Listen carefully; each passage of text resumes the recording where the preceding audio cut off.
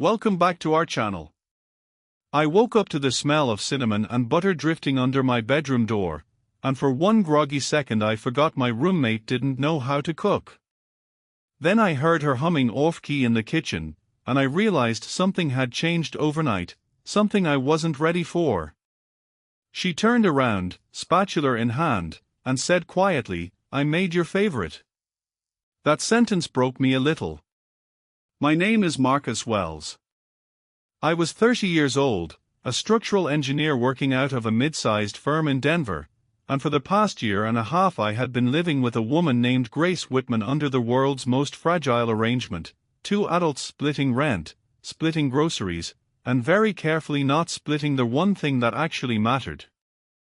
Grace and I hadn't planned any of it. My old roommate got engaged and moved out with almost no notice, and Grace's lease had just fallen through because her landlord decided to sell the building out from under her. A co-worker of mine mentioned she needed a place fast. I had an empty room, and somehow two strangers who barely knew each other's last names ended up sharing a bathroom and a grocery budget within 2 weeks. She was 28, a physical therapist at a sports clinic downtown, with sandy blonde hair she always tied up messy, sharp hazel eyes, and a laugh that came out before she gave herself permission to have it. She set rules on day one. No wet towels on the floor. No leaving dishes to soak for 3 days. No touching her cold brew, ever, under any circumstances, including emergencies. I made exactly one rule in return: no waking me up before 7 unless the building was on fire, and even then I wanted a full assessment of the fire first. "That's an oddly specific hostage negotiation," she'd said, looking at my rule with real suspicion. "I've had roommates before," I told her. "Fires get exaggerated." That was Grace in miniature. Blunt, funny without trying, and completely unwilling to let anything slide past her without comment. At first we mostly annoyed each other in that low-grade way strangers do when they're forced to share a refrigerator. Then the annoyance found a rhythm. Then the rhythm turned into routine. And somewhere in the last year, routine had quietly become the best part of my day, though neither of us had said that out loud. I knew she hated when people called her sweet because she said it made her sound breakable. I knew she cried at old dog rescue videos and blamed it on seasonal allergies in months that had no pollen count worth mentioning. She knew I made my coffee too strong because my dad drank his that way, and she knew that I hummed old rock songs badly whenever I was nervous about a work presentation. She also knew, though she never said it directly, that I hadn't dated anyone seriously in over a year, not since my last relationship ended with someone deciding that a man who came home the same time every night and never forgot to text was, in her words, too easy to predict. Grace had her own version of that story. A man named Derek, an ex she rarely talked about except when his name surfaced like a splinter working its way to the surface. From what I gathered, he had been charming in the way people are charming right up until they are not, the kind of man who made promises sound like weather forecasts, confident and casual and completely unreliable. Graduation season for her closest friends was coming up, along with a work conference she'd been offered a spot at in Chicago. My own firm had been talking about opening a satellite office in Austin and quietly floating my name as someone who might lead it.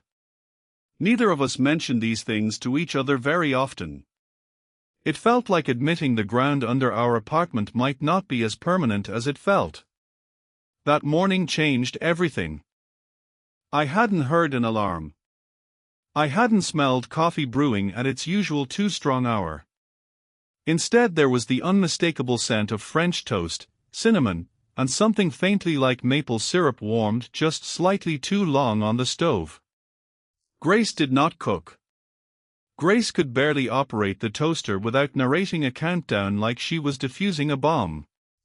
So when I opened my door and found her standing at the stove in an oversized t-shirt and socks, flipping a slice of toast with more confidence than skill, I stopped in the doorway like a man who had walked into the wrong apartment. "You're cooking," I said. She didn't turn around right away. Don't sound so betrayed. I'm not betrayed. I'm concerned. Is the smoke detector aware of this plan? The smoke detector and I have an understanding. She finally turned, spatula still in hand, and there was something different in her face. Softer, maybe. Nervous, definitely, though she was working hard to cover it with sarcasm the way she always did. Sit down. Saturday. She slid a plate in front of me. French toast, slightly uneven, dusted with cinnamon and powdered sugar, one piece clearly overcooked at the edges in a way that told me she had tried this more than once before getting it right. Beside it sat 2 strips of bacon, cooked exactly the way I liked them, which was strange because I had never once told her how I liked my bacon. I had only ever mentioned it, months ago, in passing, complaining about a diner that had ruined mine by undercooking it. She remembered. That detail hit me harder than it should have. You didn't have to do this, I said. I know. Grace. I wanted to. She wiped her hands on a towel, not quite meeting my eyes. I made your favorite. Their sentence landed quiet, but it landed heavy, the way sentences do when they are carrying more weight than their length suggests. I looked down at the plate, then back up at her. Why? I asked. She hesitated. That was rare for Grace. Grace usually had an answer loaded before you finished the question. Because, she said finally, I've been thinking about something for a while, and I didn't know how to say it with words, so I decided to try eggs instead. I set my fork down slowly. That's either the most romantic thing you've ever said, or the strangest cooking justification I've ever heard. Maybe both. Her voice had gone quieter, almost careful. I found out yesterday I got the Chicago Fellowship. The one from the conference. Something in my chest tightened before I even understood why. Grace, that's incredible. It's 6 months. Maybe longer if it goes well. She looked at the pan instead of me. And your firm mentioned Austin again last week. I heard you on the phone. I hadn't realized she'd heard that call. It's not decided yet. But it might happen. It might. The kitchen went quiet except for the soft tick of the stove cooling down. Grace turned off the burner completely, like she needed both hands free for what she was about to say, though she didn't immediately say anything at all. I made you breakfast, she said eventually, because I wanted one morning where I told you something true before either of us got news that might complicate it. My pulse had started doing something unfamiliar and unhelpful. What's the true thing? She looked at me directly this time. I don't want breakfast to be the only nice thing I ever give you before we both move somewhere else and pretend this apartment was just a landing pad. I stood up slowly. She didn't move. Grace, I said, are you telling me you don't want to just be roommates? Her chin lifted, brave in the way she always was when she decided to stop hiding behind humor. I'm telling you that for the last few months, coming home to you has felt like the actual reason I like my day, and I don't know how to keep pretending that's just convenient timing. The room felt smaller in the best possible way. I crossed the kitchen, stood close enough to see the flour dust still on her wrist, the nervous flicker in her eyes that she was trying very hard to disguise as calm. I'd been rehearsing something similar for weeks, I admitted. I just didn't have a French toast delivery system. That earned a small, surprised laugh from her, the kind that escaped before she could stop it. You've been thinking about this since approximately the 3rd week you lived here, when you stole my leftover pad thai and left a note that said, "Consider this rent." I reached out and gently took the spatula from her hand, setting it on the counter so there was nothing left between us but the truth. I've liked you since long before either of us said it out loud. Her breath caught. That's a very long time to keep something quiet. I had rules, I said. Don't fall for your roommate. Don't confuse comfort for something bigger. Don't ruin the one stable living situation you've had in years. Sound rules. Terrible rules, I said. Especially once you started leaving sticky notes on the coffee maker that said things like, "Marcus, your creamer expired during a previous administration." She smiled, but her eyes had gone bright, the kind of bright that comes right before real emotion breaks through. "So what do we do?" "I'm leaving in 3 weeks. You might be leaving in 2 months. We built something in an apartment that was never supposed to be permanent." I reached for her hand, lacing my fingers through hers slowly, giving her every chance to pull away if she needed to. She didn't. "I don't think the apartment is the thing that made this real," I said. "I think you are. And I'm not interested in being careful anymore just because the timing looks complicated on paper."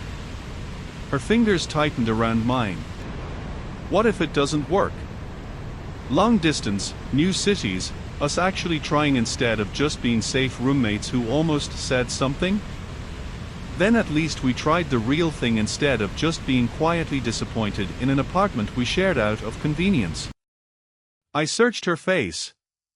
"I'd rather risk losing you as something than keep you forever as almost nothing." Grace exhaled like she'd been holding that breath since she cracked the first egg. Then she rose slightly on her toes and kissed me, soft and uncertain at first, like she was testing whether the moment would survive contact with reality. It did. I kissed her back, one hand sliding into her hair, the other still holding onto the hand she'd given me like it was something worth protecting. When we finally broke apart, she rested her forehead against mine, laughing quietly. "This is a lot of emotional honesty for 8 in the morning. You started it with bacon." The bacon was strategic. It worked.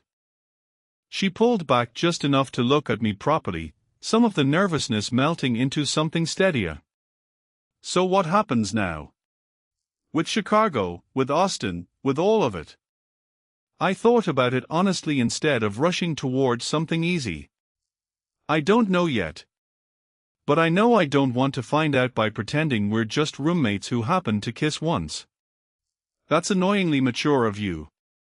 I'm as surprised as you are." She laughed again, the sound catching something loose in my chest and pulling it into place.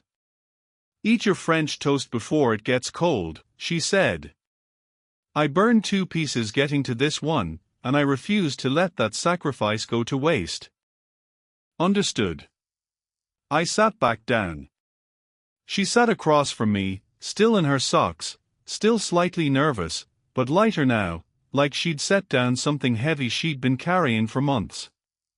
We ate breakfast slowly, trading small jokes about her burnt toast casualties and my long overdue confession, both of us aware that something fundamental in the apartment had shifted overnight.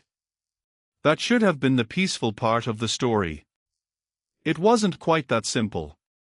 2 days later, Grace's phone rang while we were cleaning up dinner together, an easy new habit we'd slipped into now that neither of us was pretending not to want to be near each other in the kitchen.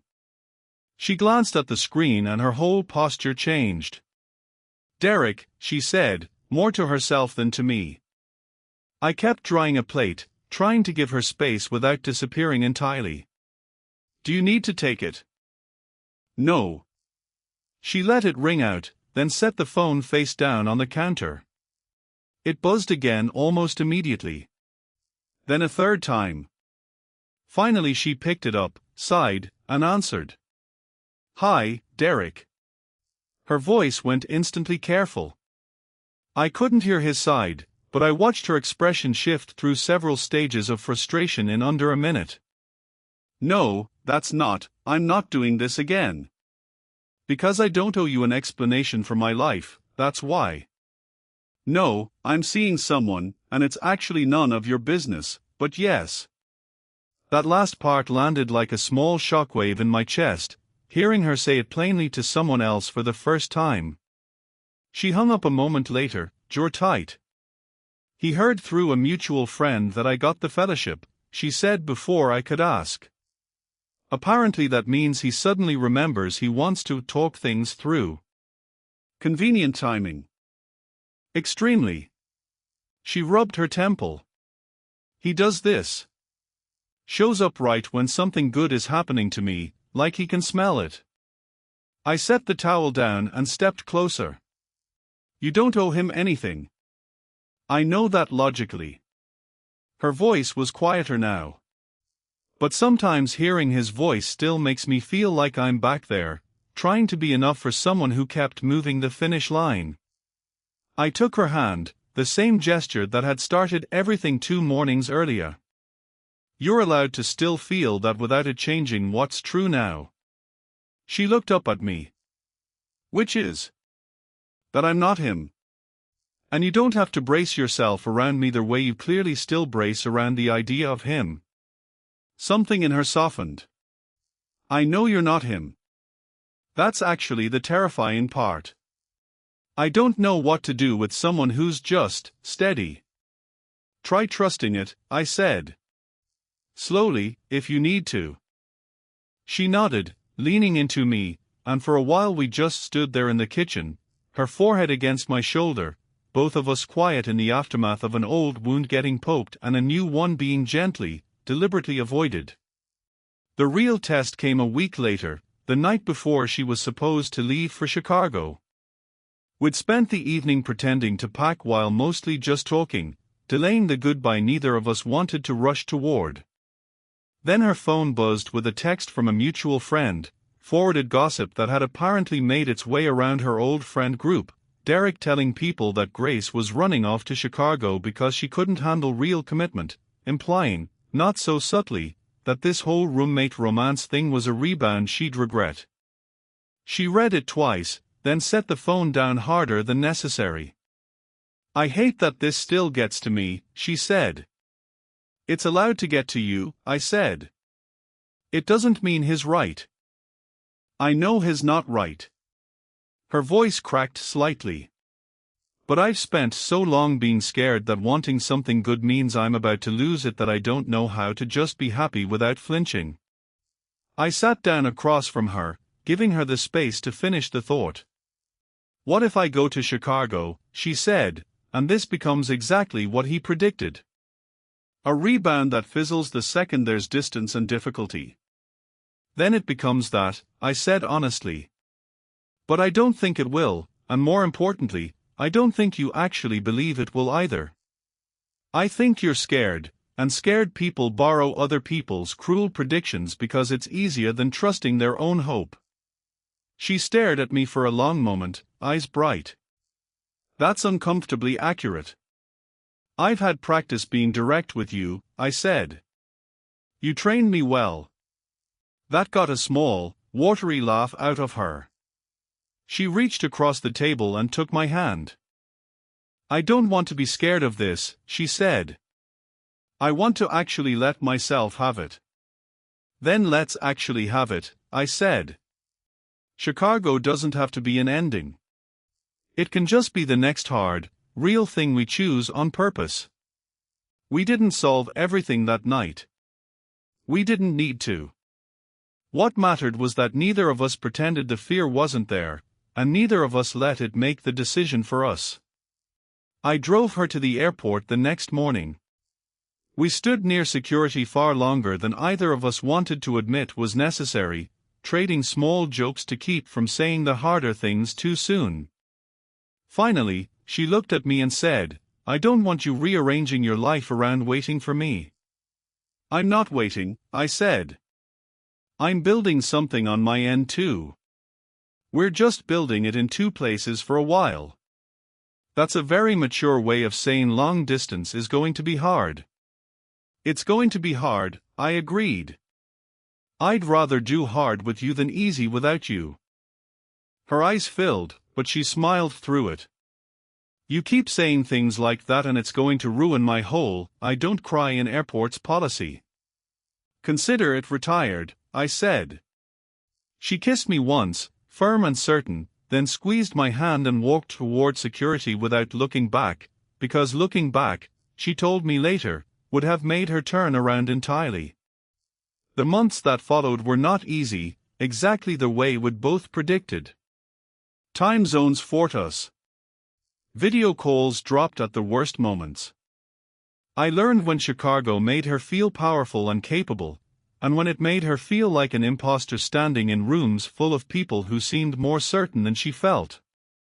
She learned when Denver felt lonely to me in ways I didn't always admit out loud, and when Austin's looming possibility made me anxious about uprooting a life I'd only just started building with her in it. We talked, constantly, about small things and hard things.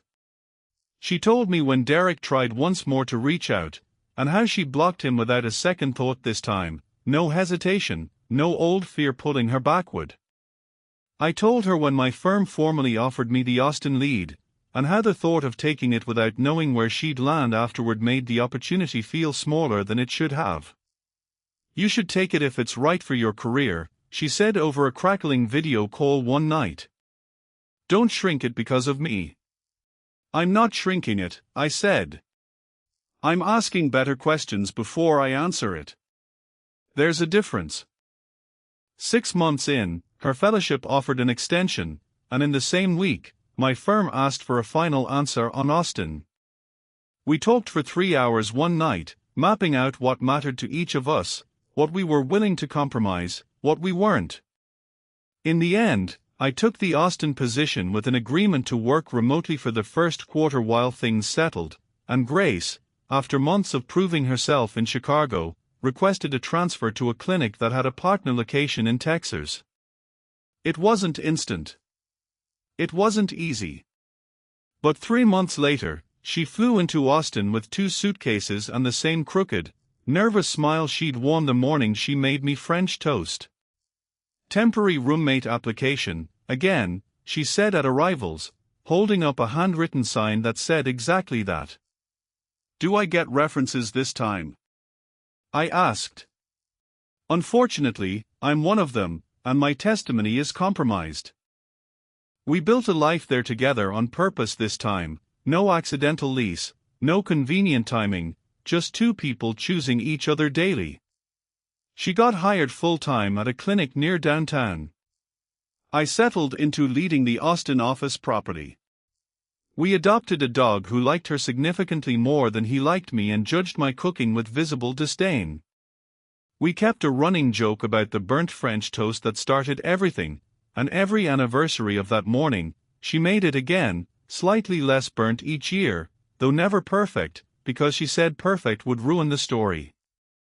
2 years after that first breakfast, I proposed in our kitchen, the same kitchen where she'd once nervously handed me a plate and said 4 words that changed both our lives. She was standing at the same stove, older now in comfort rather than years, wearing one of my old shirts like she had legal ownership of it. "Marcus," she said, laughing as I got down on one knee amid the smell of coffee and toast, "this feels suspiciously familiar." "I wanted the setting to match the crime," I said. "What crime?" "Falling in love with my roommate over breakfast." She covered her mouth, eyes instantly wet. "That's not a crime.